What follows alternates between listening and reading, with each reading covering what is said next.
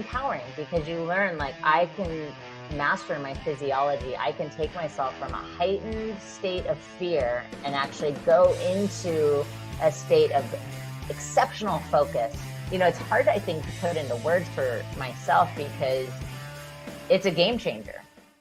Welcome to Fierce Planet Adventures. We're a couple on a mission to live a life full of outdoor adventure, purpose, and passion through self-mastery and personal challenges. We're sharing an authentic look into our journey, our successes, and our struggles. I'm Andy. And I'm Casey. Today we'll be discussing transformational practices and how these tools can help the outdoor adventurer climb to greater heights or help anyone looking to find more balance in their lives, especially as we navigate our way through these uncertain times. Catherine is the head facilitator and co-author of Kokoro Yoga. She is a 500-hour experienced registered yoga teacher certified in Crossfit Level 1 and TRX. She has 15 years experience of dedicated practice and teaching in meditation and yoga. She also delivers customized trainings, workshops, and lectures for SEALfit, Unbeatable Mind, and Kokoro Yoga. Catherine spins her knowledge, personal practice, and continuing education to create a powerful and transformative environment for self-discovery. Catherine earned her BA in Film Studies at San Francisco University, and her favorite director is Alfred Hitchcock. Welcome, Catherine. Yeah, thank you for having me today. Appreciate it. What's great about your life this week, Catherine? Oh, what's great about my life is getting in the oceans. It's starting to get a little warmer here in Southern California, so getting to body surf and surf a little bit. And people can sit on the beach as of last week. You still have to do, of course, the 6 feet apart to each, group of people, but you're allowed to be on the beach and access everything. So that's very nice. So during this time of COVID, how has your life changed, specifically around your time in nature and your work and personal practices? Yeah, so my time in nature has definitely been impacted, with everything getting closed down, not feeling like travel is as at the fingertips, and especially international travel, not being able to get on a plane and go somewhere. And so especially, and also when they close the beaches, because that's a big part of my time in nature here in Southern California, is to be on the beach and or the hikes in the local areas that often are coastal. And those all got closed, for about a month and a half, 2 months. Work life has not changed drastically for me. I work from my home the majority of the time before COVID. It just made it 100% of the time. And we were already set up pretty much virtually. Most of our meetings were already, because our COO lives in New York and one of our other general managers lives in Las Vegas. So we all meet on the, Zoom anyway. So that didn't get too impacted. And my practice actually has deepened in some ways just with the quiet. Just the energy is quieter. There's not as much of that hustle, social life quiet down. And so that's gotten a little bit richer and juicier in some ways. So yeah, that's kind of how it's been through COVID. I'd say socially, I haven't been impacted. I'm not a very go out social person. So the not being able to go out didn't affect me that much. Speaking of international travel, you recently took a trip to Europe, right? Yes. That sounds pretty exciting. Would you tell us a little bit more about that experience? Yeah, so Mark, who is the founder of Unbeatable Mind, and my stepdad, we got invited to go and teach at an event in Germany. And we did a 3-day, a full immersion yoga event with this company called Takatina, where they do percussion, but it's an in between the beats, so it's supposed to be somewhat of a meditation. And we actually initially, when we first were asked to do this, we were all supposed to be in the same room and kind of going back and forth, but that's not what happened. So we ended up having our own room. So we taught yoga, philosophy, breath work, movement for about 70 hours with very few breaks. It was all night, all day. and we did a little mini SEALfit 20X in the middle of the night one on a Saturday night. So we took a group of people out. So it was a very interesting. I've never taught that much in such a short time, and yeah, but it was fun. And then we went from there, once we were done with the event, to Amsterdam, my mom, Mark, and I, and then to Paris, which was wonderful. And there was a shutdown of the public transportation in Paris. And so we ended up getting to walk everywhere, which just made it really fun. We got to see it in a different way than I think we would have if that hadn't been happening. Oh yeah, definitely see a lot more walking. Yeah, it was really nice. And so I was just reflecting with them yesterday how great it was that we got to go on that trip right before everything kind of got, closed down. Yeah, we're spending time at our secret Appalachian outpost in eastern Tennessee. We've had to change our plans a little bit, and we're just kind of rolling with it and seeing where it takes us. Yeah, I was wondering about that because they closed a lot of trails and access, so it just changes everything. And then same with like if you need to stay at a hotel, right, or even stopping at gas stations, that all changed. Right. Yeah. Oh yeah, with national parks closing, most of the campgrounds, we've had tons of access shut off to a lot of stuff we like to do, but we're in it together like everybody else and just kind of rolling along with it. Yeah, I know Utah's opening back up. That's exciting. Yeah. Utah, we love Utah. What does your typical day look like? Pre-pandemic to today, specifically around your morning ritual? Sure, absolutely. Yeah, so one thing that did change was, the closing of any gyms. So I like to do some group classes, and mainly just for the social aspect because I live alone. And so it's nice to go out and like be with community. So that was one of the biggest changes.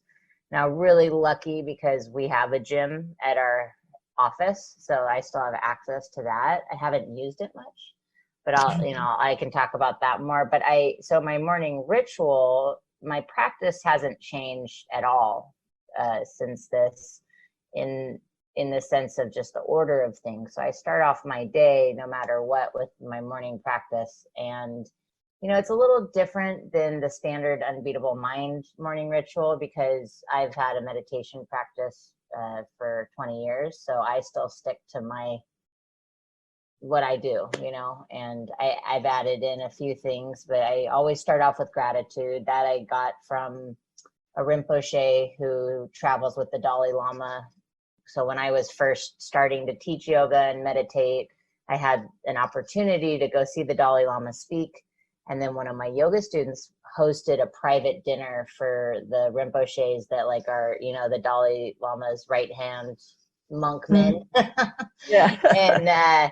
And I had the pleasure of talking with this man one-on-one really deeply about my practice. Because at the time I didn't have much guidance or teachers. And so I was just on my own. And one of the things he encouraged me to do was to start every day with gratitude. And so that definitely, wake up, say I'm grateful for my life, I drink water, grateful to Mother Earth for the drinking water and the nourishment and the connection. And then I generally light a candle, incense, and then I sit and I meditate. And then after that, which is, again, this is really similar to the Unbeatable Mind ritual, which is great, and that way it fits. After I meditate, which is just a silent, meditation, really, I will do some light movement just to get my body, in a less creaky place, kind of set my intentions for the day and go forward. And so where it's gotten a little deeper, I would say, is, again, just because things have gotten a little more slowed down, it's easier to dip into that richer place of silence in the meditation. And that's just an energetic thing. Yeah, so that's how my morning ritual has gone, more or less. And I feel like there's been a really great opportunity for also reflection, that I wasn't necessarily doing in the morning, but because it's not as like, okay, I got to get up and go, or it's just created a little more time for contemplation, reflection as well. You mentioned gratitude practice. Initially, I was really skeptical, and it took me a while to lean into the practice and actually start performing. And when I did, I was just amazed at how quickly I saw the benefits, kind of rewiring my brain into a positive mindset. It is. It's very powerful. And like one of the things I think too is the days where you practice gratitude and you're not necessarily feeling grateful, and just leaning into the discomfort of, wow, this feels very forced right now, and I'm still going to go through the energy of gratitude, and that in itself often will shift that not feeling grateful, Right. or feeling stuck in some way. Yeah. Yeah, absolutely. So, reading your bio, we had no idea you had a degree in film studies. Mm-hmm. Can you tell us about your path, how you went from studying film to being a dedicated yoga and meditation teacher? Yeah, absolutely. So I grew up in the theater. I grew up performing and had a love for the arts always. I started when I was about 6 years old. And my first actually attempt at a college when I was, well, first I went to college when I was 16. I dropped out of high school and I went to a junior college, and I went where Robin Williams went to junior college at College of Marin, and I studied theater there. And then I transferred to the Academy Conservatory Theater School in San Francisco, which is a performing arts college. And then I ended up dropping out, and I moved to LA to pursue acting at about the age of 21, and went back and forth between LA, San Francisco. And at that time, that's when I was professionally cooking. And so I was cooking, I was acting, or trying to. And then right around, I was 25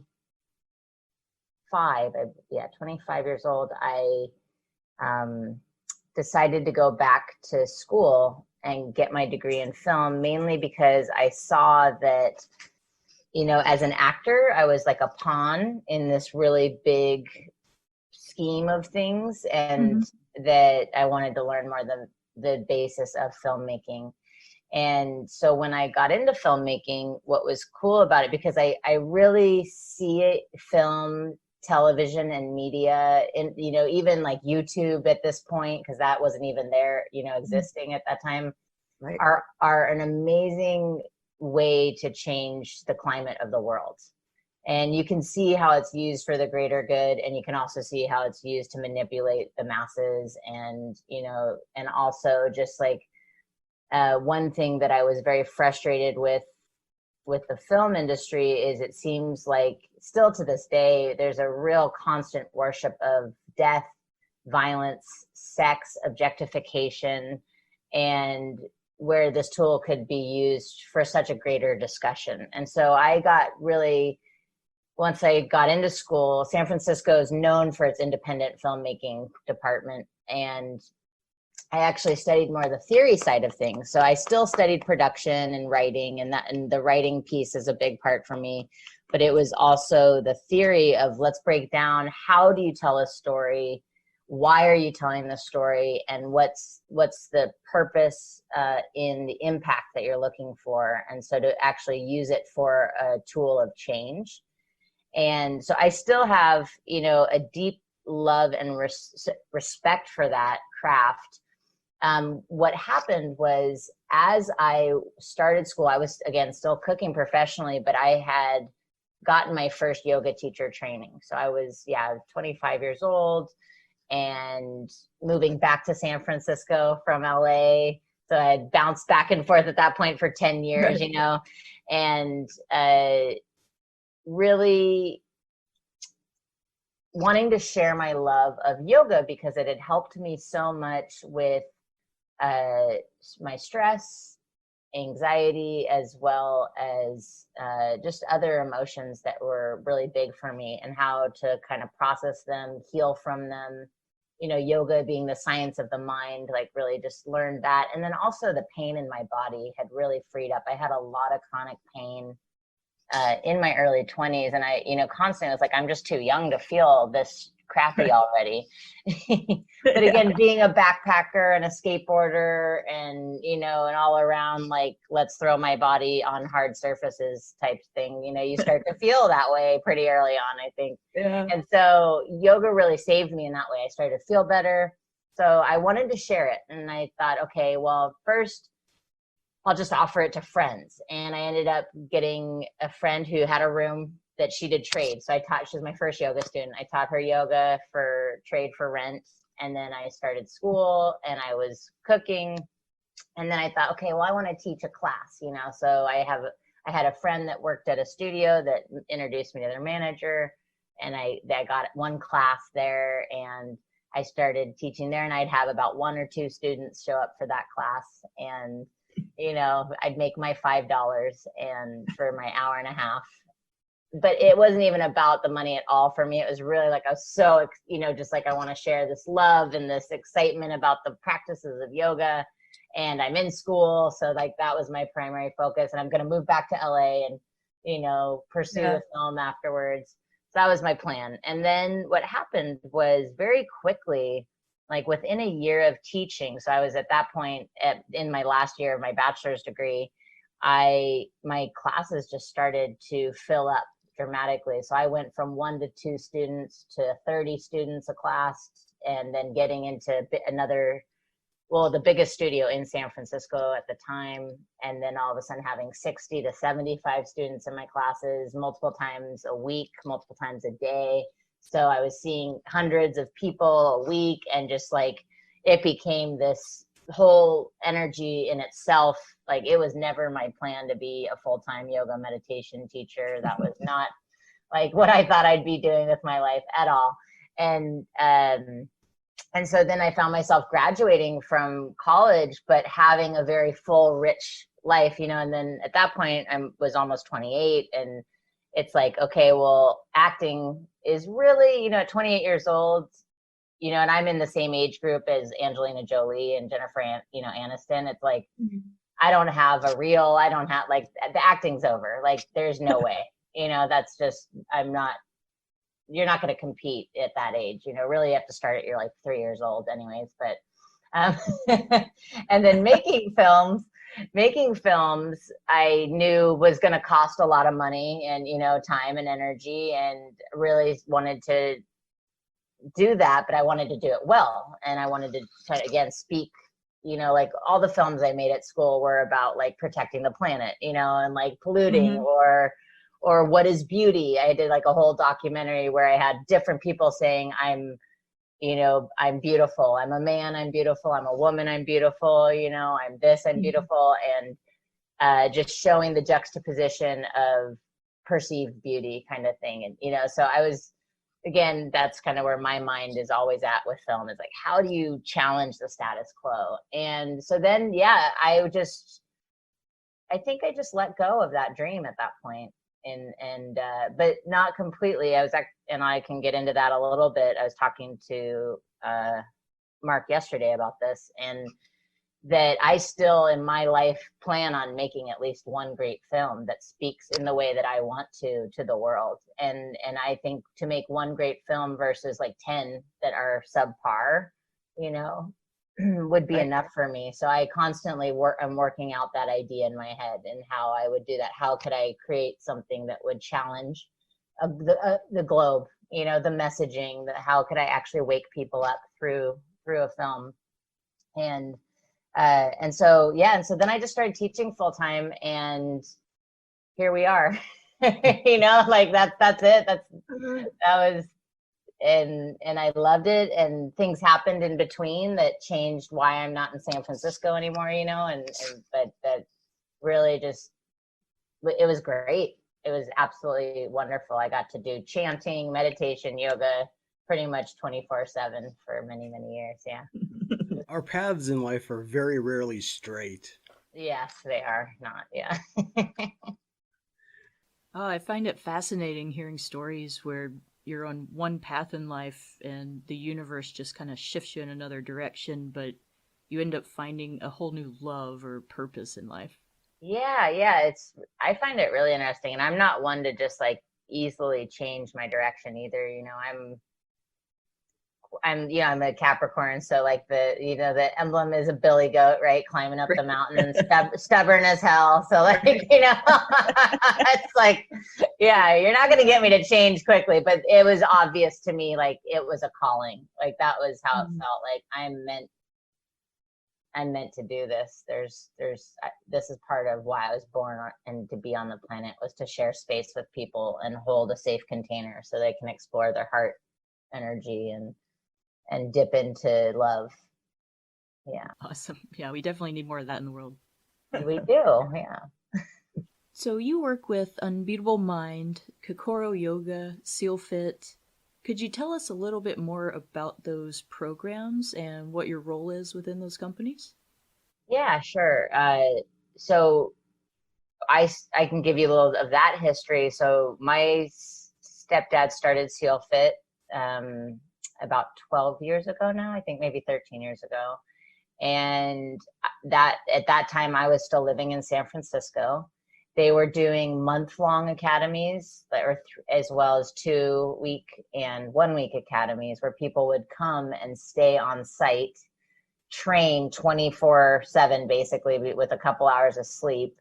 And then they would do the Crucible event of Kokoro. That was the only one that the 50-hour event. And Mark asked me if I would come and teach the yoga meditation portion of those academies, as well as cook for the guys that were staying on site, and because they needed help and support in that way, because they're having a hard time with the feeding of the guys, with it was a big job.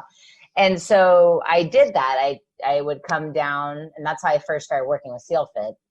And I would cook breakfast, lunch, and dinner for, it was on an average like 8 to 15 people.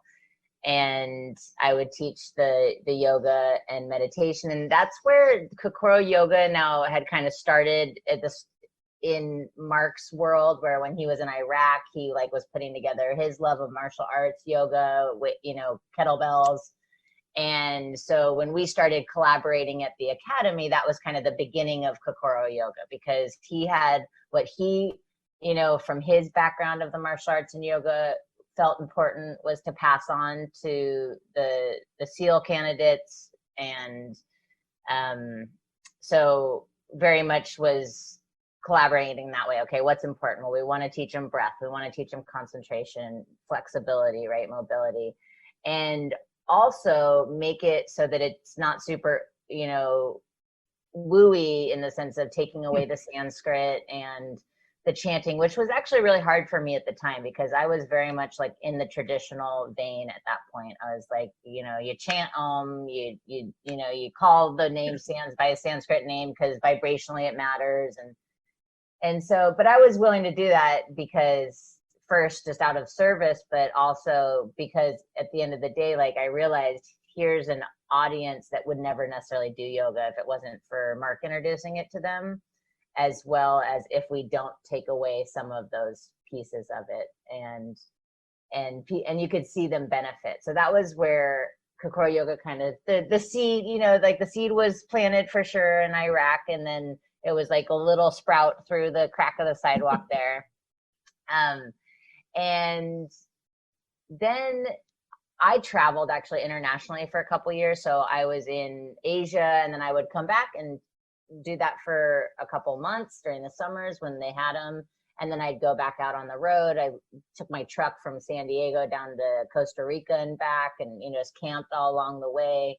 And then, awesome. Came back and taught the yoga, meditation, and cooked. And then at that point, I landed and I stayed local. And that was right around the time was being created and put out into the world. So I was watching Mark write the book and film those first lessons that have now been completely all done on the online program, but the first online variation of the online program. And yeah, just started being at that space full time and teaching yoga. I started to teach some CrossFit classes and also just support the overall businesses. And so there was like kind of being born, SEALfit shifting. That was actually the academy started to shift to just events, and us having that laboratory of the yoga room and public students and teaching the yoga. And so we started to work on the Kokoro Yoga book within a few years, and the Unbeatable Mind, the book, the program are at that point we're like we're going, and then we launched the Kokoro Yoga program.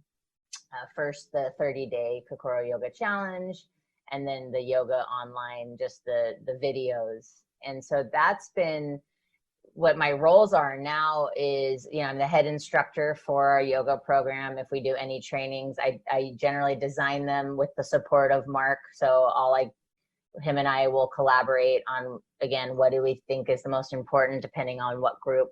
If it's a teacher training, then we know what we want to go over. But if it's a specific group that we're working with, what's going to benefit them? Like if it's, let's say a corporate group that is a, executive team, like, okay, well, we definitely want to work on breath, stress management, those kinds of things. And so I develop private events, that kind of way. I, orchestrate them. And then I also design the UME, so the flow of that event, and again with the help of the team. But really, like, I take that first crack at, this is the order of things, this is how the day can run, how will people be supported and engaged as the participants, so that it's fluid. And I think, interestingly enough, for both these programs, that's where my film background comes into play, because I look at everything as a story, and all of us are socialized that way from such a young age. So it feels very organic if you come to an event and there's a beginning, middle, end, and there's, so there's a flow to it. And then I also, I do project management for the company. So any project we have that I manage and work with the team to make sure it goes from kind of that birth of the idea into commercialization, stabilization, and then out into the world. So I wear quite a few different hats for a small team. Yeah, sounds like it. And I don't really work with SEALfit anymore. If I get called in, I've been called in a couple times for events where it's just like all hands on deck. We need another body to carry some water and, Right. do whatever, then I help out. But I actually I'm not very involved in that side of the company. Yeah. Okay. And I guess also with the coaching, I run the coaching program with Richard Thompson. So I also do that.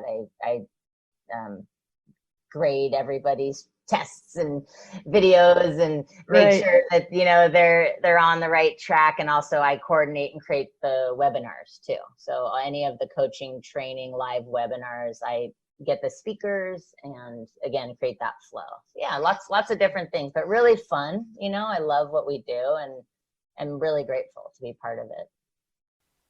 Oh yeah, we love the company and have found so much benefit from Unbeatable Mind. And that's actually where we came to know you, Catherine, was first Kokoro Yoga online, and then we went to the Unbeatable Mind experience in Carlsbad, California, and started talking to you about our mutual love for the outdoors. Then Andy and I started talking about all the benefits we've got from the transformational practices, and started thinking about how much that could benefit any outdoor adventurer to perform at much greater heights. Is that an assertion you would agree with? Yeah, I think they help greatly. One of the things, especially for people, now I don't do super technical climbing. I know you guys do, I would say more recluse, just like throw yourself again against the mountain and hope you make it, pray and hope you make it. But what I found in my backpacking, so I had the pleasure of, and I talked to you guys about this a little bit, my brother-in-law, got taught to navigate this area down in Baja, Mexico, that's really untouched in many ways. And it's all wild, no trails. You know, you have to know the coordinates. You have to know, you know, the different parts of the canyons or the mountains to go to, right? And how to, and just really how to navigate it. And so he was taught that, and then started to take me on those trips. And I would say, like, I think the first time I went was right when I was like 17. And so we went for many years, at least once or twice a year. And then I started also backpacking in Northern California a lot, in the Lost Coast and Trinity Mountain area. And so when I started meditating, something changed in my whole experience. And now I was always super grateful and excited to be out getting dirty and running around and, you know, just sleeping under the stars. But I noticed that I had a different relationship with nature, and it was one where my being was quieter, and so I could hear the earth differently. And so, like, when the backpacking trips, normally I would come home like just like ripped apart, you know, every inch that showed through my clothes had a scab, and, you know, bruised and all those things, right? And after the meditation practices, that just completely stopped. I was able to see and ask for passage by the mountain. I started to learn how to ask for that. And so I just didn't get ripped up anymore because the mountain gave me passage. So I think that's one important component and benefit of having a meditation practice, is it helps us hear other vibrational elements. So, you know, often we're at a certain frequency, and meditation, I think, can help us tune into other frequencies, like the earth frequency, right? Which is at 432 hertz. So it's like, if I can take myself from like maybe a 580 something frequency, that's where I'm at, and go to that, then I can hear what the earth is asking for, and be connected in a different way. So, and that might be a little out there for some people, but like, that's my experience. So, and then I think with the concentration and the breathing, stress management. So when you're up right on a wall, and even if you're tied in and have, you know, the tools, like with rock climbing, when I've climbed, it's still, I mean, it still threatens you on an animal level, right? Like, you're being on an animal is like, what am I doing? I'm like, you know, 80 feet up, like, oh my gosh, I'm going to die. It's not natural. Not natural. Yeah, it's natural. But it was like, well, you know, going side to side, right? And then you breathe and you collect your mind, and you say, wait, you know, stop, take a deep breath, focus. So that's the concentration portion that I think can also make it a lot safer for people. And it's empowering, because you learn, like, I can master my physiology. I can take myself from a heightened state of fear and actually go into a state of exceptional focus, concentration, and not only make it fluid for myself, but also for others. And so that's where it's like taking your eyes off yourself. If you're out there in nature with a team, I've had that happen where, you know, like, say, on the Lost Coast, where a huge wave comes up and grabbed me and my friend. And so we were just like I was holding on to her, you know, with my arm on one rock, both backpacks, and on the other rock, and we're breathing, and she didn't swim that well. So it was very scary for her. So it's like just holding that space. Okay, we're going to be okay. Breathe, you know, hold on here. When the wave pulls back, we're going to run. And so it helps you be focused for also the people on the team, right, that you're climbing with or hiking with. And so again, that service mindset, that if I can control my physiology, I can help assist others in staying focused, concentrated. And also then I think appreciation of nature is another really big one. So I feel like sometimes people go out into nature just to like get it done and be like, this is what I do, you know. And I'm sure you've met people like that in your, you know, travels. And it's almost as, you know, that man conquering nature attitude versus this I'm a child of this planet, and exploration and fun and play, and returning to more of a natural state. Like, this is how we're supposed to live. That, that's another important piece. So I feel that that's the other part of it, that meditation helps you. If you meditate in the morning when you're backpacking or camping, there's like, you see the magic in the nature and the beauty, it just in a different way. And then the whole trip is a meditation. So it's no longer like my meditation's just this piece in the morning, but just like, every moment of it. I think it's just super beneficial for outdoor activity. I heard two important things there, Catherine. First is that perhaps focusing on the journey and not just the destination, and also that you're much more easily able to tap into a flow state. Yeah, absolutely. Yeah, I would say, for me, that's how life is in general. It's just a flow state from being in, meditation. And so everything is always a meditation. And then when, in more height, like when pushing the limits, like say the 24 hours of burpees we did, you just get way into a flow state, because like that, like what did, people are like, how was that for you? It's like, that was a meditation. Like I remember looking at the clock 45 minutes in, knowing that I had committed to 24 hours of burpees and being like, oh my gosh, I have 23 more hours. And that's the nature of the mind, right? And so then it's like, okay, Catherine, like, no, you cannot go there right now. So this is breath by breath, moment by moment. And then you spend 24 hours that way, and it's beautiful. It's that flow state, and you get to be in the soup of life, it's just like, it's just really cool. We talked about backpacking and skateboarding. What other outdoor activities do you enjoy? Yeah, I absolutely love to backpack, and I love to go with others, but I really love taking time in nature by myself. I think it's one of the most special things that I've done for myself. I started camping when I was alone, right around the age of 21. So even before I started meditating, and I did it at first to face the fear, because as a woman, you get told it's not safe to do things like that by yourself. And I still get told that, but like so it was really to face that fear. Like, I can be out here by myself. I know enough about how to navigate, and, like I had learned enough. And so that, and then, but then just the silence and the, being with animals. And like, I just finished a book on meditation, and it'll be coming out in a month or so. It's called Sacred Silence.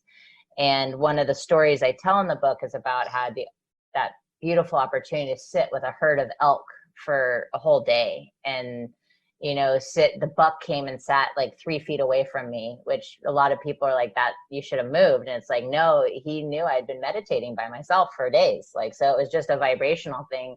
So I got to sit with this buck for the whole day. And then I asked him to please go a little further away, because I didn't want him to sleep next to me. I was a little nervous about that. and so he crossed the river and went and sat with the rest of the, like 40 elk, and they slept there that night with me. And then they were there in the morning, and then they got up and left. And that's, I know, wouldn't have happened if I hadn't been sitting and meditating by myself for 5 days. Like that, those are opportunities that are just so blessed. And I've had, quite a few like that. So, anyways, and then skateboarding, that just was my mode of transportation for a while, more than anything. I wasn't very good at it, but I could go fast, and I could get myself across the city pretty fast. And then my time in like nature, growing up on an island, and then also being back on the beach.